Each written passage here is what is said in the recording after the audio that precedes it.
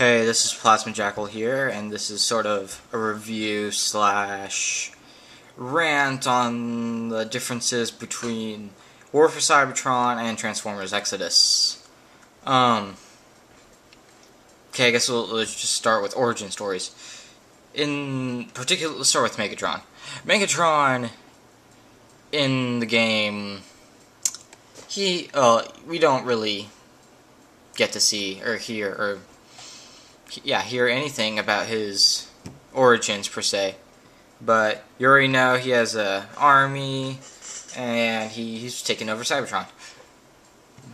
And practically the same thing with Optimus. But in the book, he's a gladiator and calls himself Megatronus, and then after a while it becomes Megatron, because Megatronus I guess is too long and people can't say Megatronus in rhythm, or I don't know, it's just stupid gladiatorial spectators. And then we have Optimus, who's just in the war in the game, like the last commander or so, and then becomes Prime. In the book, he's this data clerk working for Alpha Trion. Alpha Trion's like, he has a quill. It's like why the hell does I get Alpha Trion's like this, I don't want to say wizard, but kind of like these like old Obi-Wan Kenobi kind of Transformers, always having like wise suggestions and it's just stuff like that. And he has a quill, and he's writing in this book about, which we know as the the Covenant of Primus. There we go. Brain fart. And well, we don't even get to see Alpha Trion War for Cybertron. But yeah, he's just talking. Yeah, it's just that Orion Pax, who we know as Optimus, he becomes interested with Megatron and what Megatron's trying to do, because they're trying to get out of this caste system and whatever.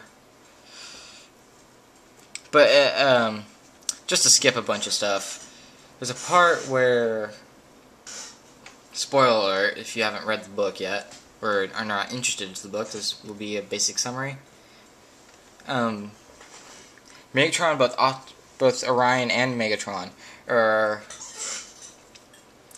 being presented towards the High Council, and they're telling the High Council their problems. They hate the caste system. They want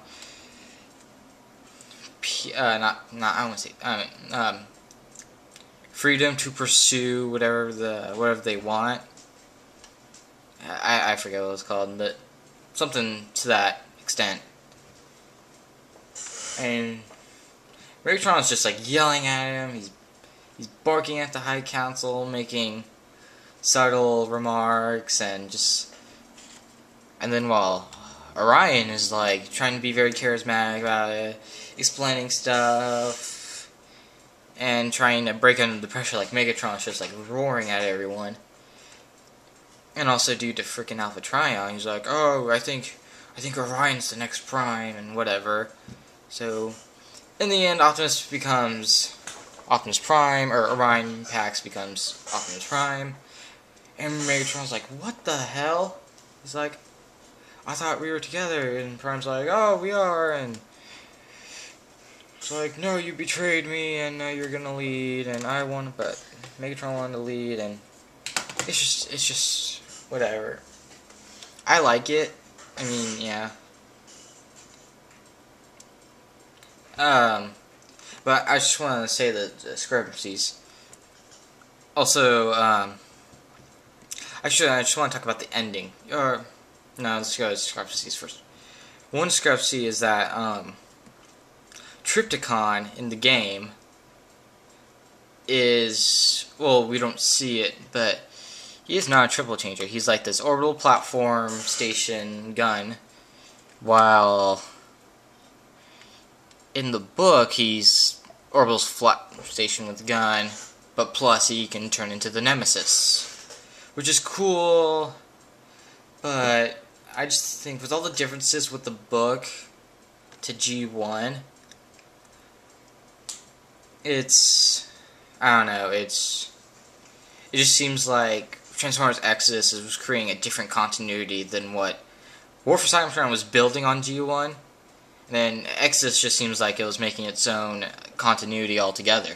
Which is cool because we're getting Transformers Prime, and that makes sense. Delicious Barks root beer. But anyways, yeah, another thing. Oh, God, what was it? Oh, yeah, and in the book,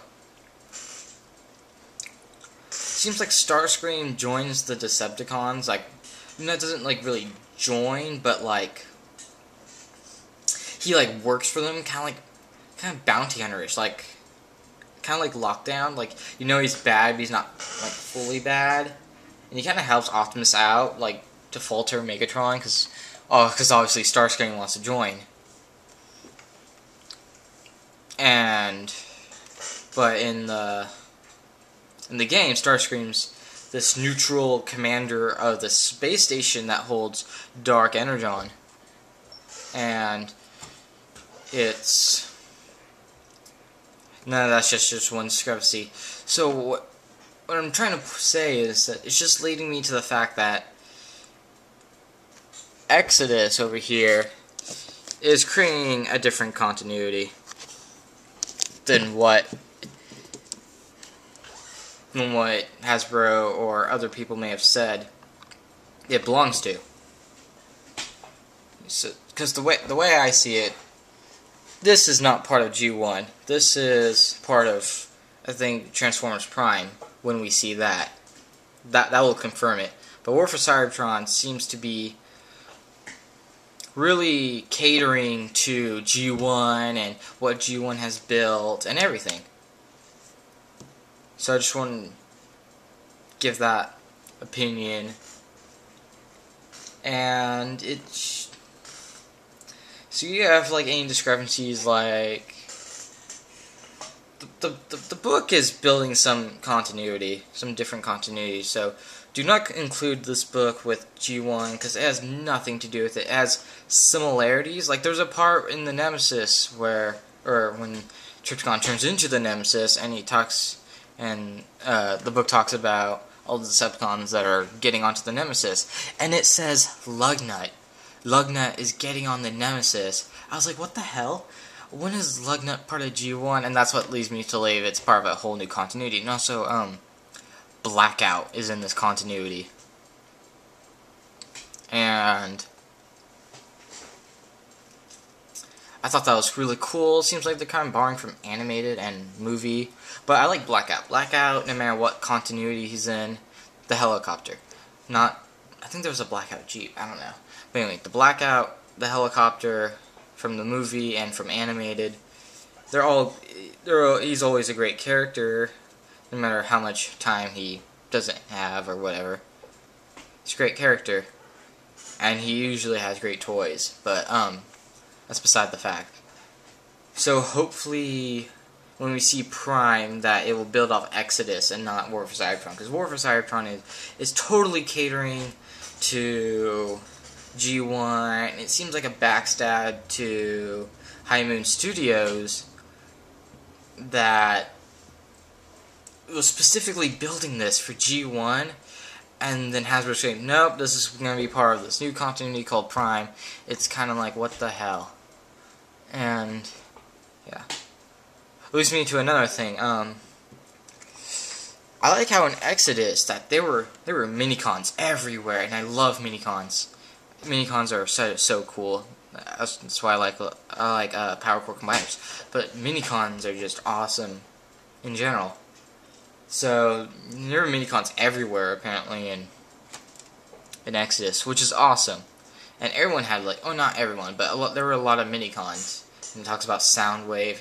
It also says that when they were doing like super stealth missions, Soundwave and the Soundwave's minicons would talk like they did in Armada, where it's like that techno babble or whatever. So I thought that was pretty cool. So that was my little spiel on the difference between War for Cybertron and Exodus.